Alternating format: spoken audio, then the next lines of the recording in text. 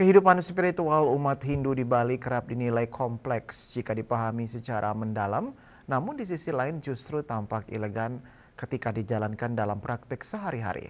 Kompleksitas ini menjadi bagian dari kearifan lokal yang bertujuan menjaga keseimbangan antara pikiran, jiwa, dan tindakan manusia.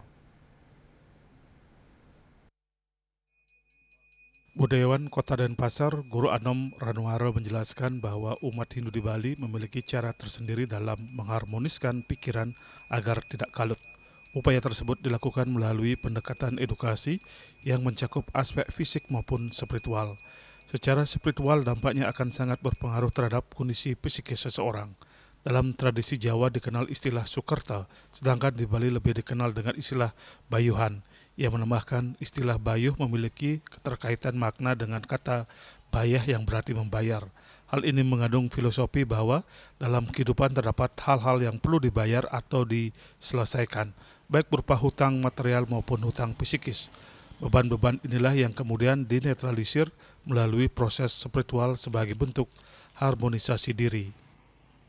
Nah, di sisi lain juga sedang eksis juga kita mengenal dengan Bayuh Apit Wangke.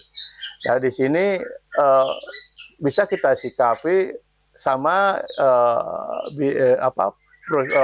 proporsinya, atau bisa kita umpamakan atau bandingkan dengan Sanan Empeg, atau yaitu bisa saja di tengah-tengah anak ini yang kakaknya meninggal, dia lahir punya adik, adiknya meninggal. Nah, ini istilahnya dengan Sanan Empeg. Mungkin Apit Wangke hampir seperti itu dia.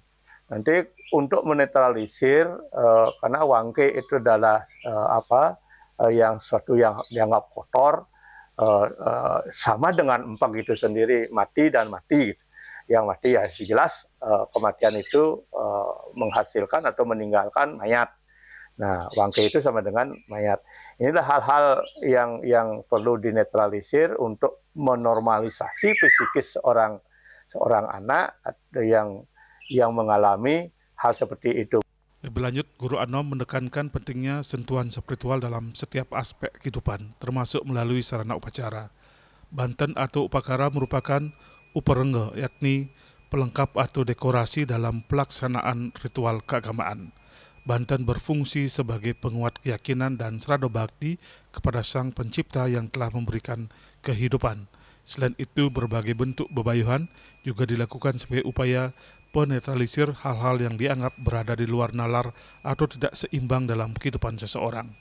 Beberapa di antaranya seperti sesayut Sidapurna, sesayut pengentak bayu, hingga sesayut pati urip yang disesuaikan dengan aktivitas dan kondisi yang dijalani individu.